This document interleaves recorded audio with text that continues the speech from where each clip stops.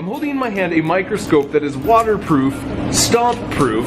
I put it together in 2 minutes and it costs 50 cents to make. And in this hand, I have a blood centrifuge that spins 10 times faster than a $10,000 centrifuge, and it costs 18 cents. Both of these were invented here at Stanford in the lab of a brilliant physicist, biologist, inventor named Manu Prakash, with the goal to help improve the life of the world's poorest through low-cost, effective, scalable invention.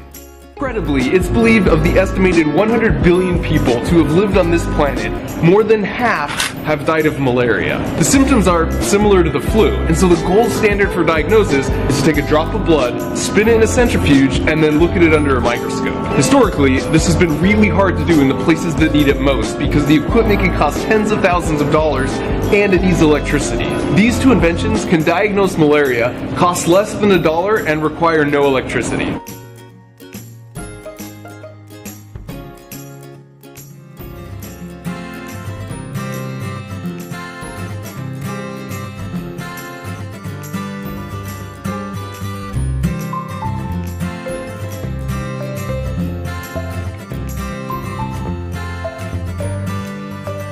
This is the reason why we should keep making these microscopes, Jim. Like, right here. My name is Manu Prakash, and I'm a faculty at Stanford. I'm also the co-inventor of Foldscope. I'm Jim Cybulski. I was a PhD student in Manu's lab at Stanford University, and I'm also a co-inventor of Foldscope. Foldscope is an origami microscope that you put together yourself by folding a sheet of paper, and the capabilities of a Foldscope are actually equivalent to conventional microscopes that cost thousands of dollars. But we build a Foldscope with $1 in bill of materials.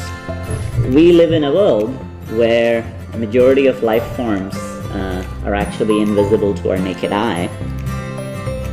There are scientific tools that allow you, things like a microscope, that allow you to experience it and really change your perspective and turn you into a curious observer. One of the challenges that we face is the fact that this experience of curiosity-driven science is hindered by the accessibility of scientific tools. We care about Foldscope because we want to make scientific tools available to as broad a community as possible around the world. I literally compare something like this to a pencil.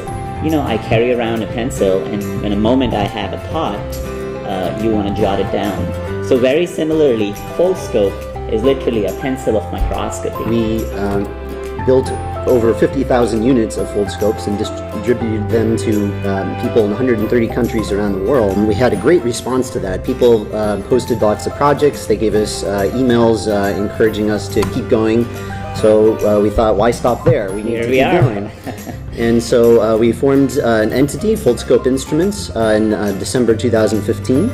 Part of our vision is not only to provide instruments to people around the world, but also to connect them to each other.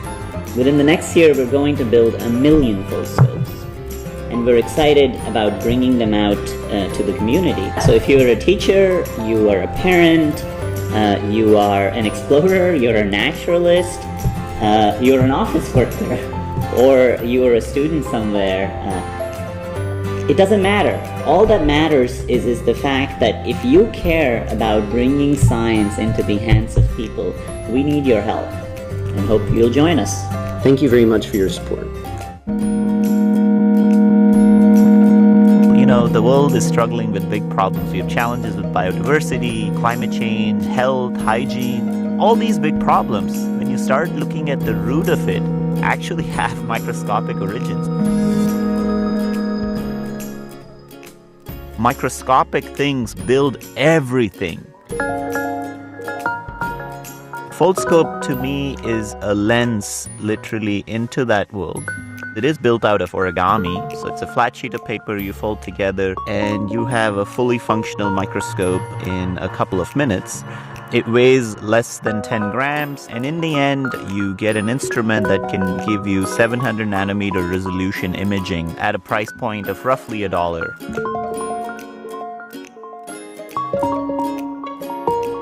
Ecosystems are not just based on large species. So when I walk in the forest, I'm not just looking at the big trees, but I'm also looking at the fungus and the insects crawling around. There are insects with wings and fully functional machinery that are even smaller than a dot that you write on a piece of paper.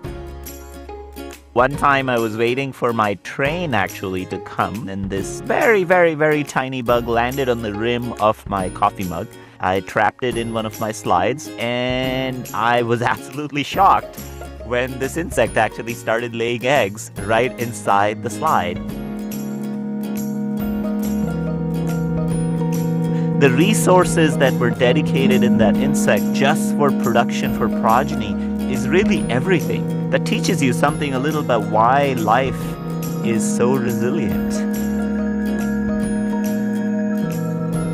It's just such an immense opportunity to come to this world and not know. It's not just for scientists to figure out how the world works. That is truly actually a passionate thing that we all start with. We all start by being curious about the world.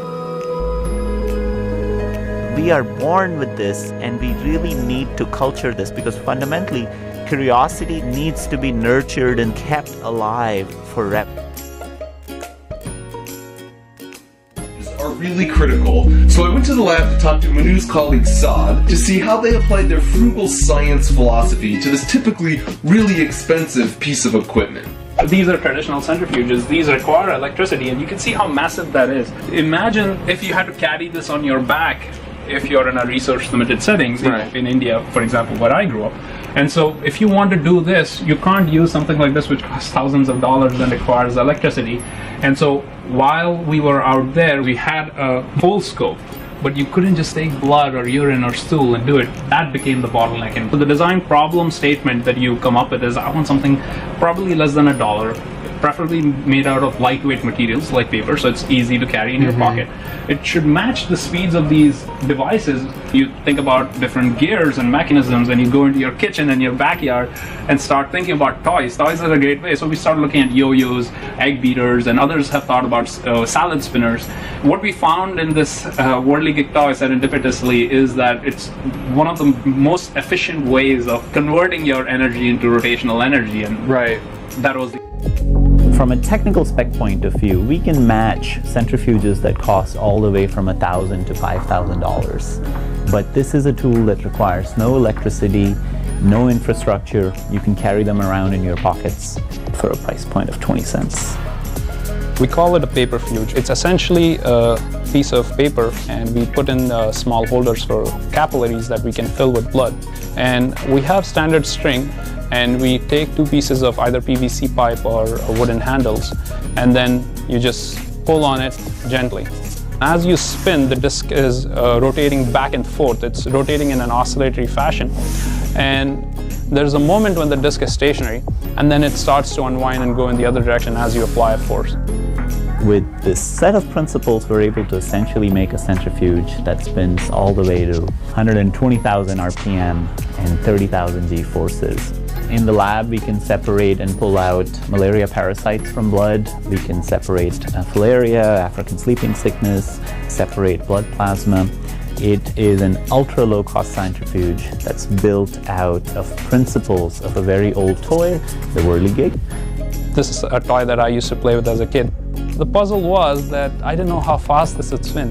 And so I got intrigued, and I set this up on a high-speed camera. And I couldn't believe my eyes. This thing, when you hear the noise, is actually going at 10 to 15,000 RPM. To me, that seemed like what we wanted to actually make a centrifuge. Before us, nobody had actually understood how this toy works.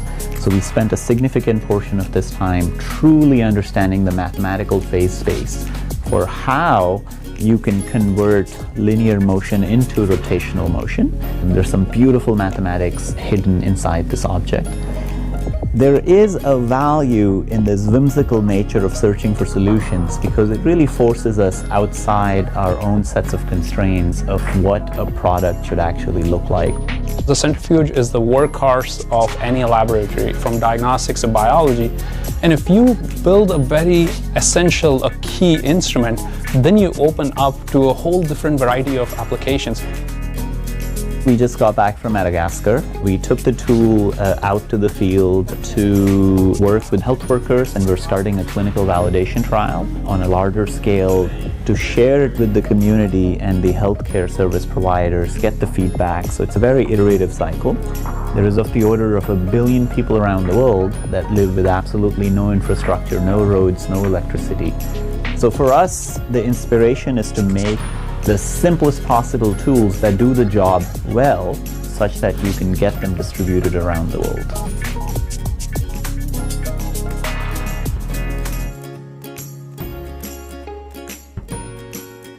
Let's recreate that moment. Yes. We're gonna take some blood and let's just spin it. We should take your blood. All right.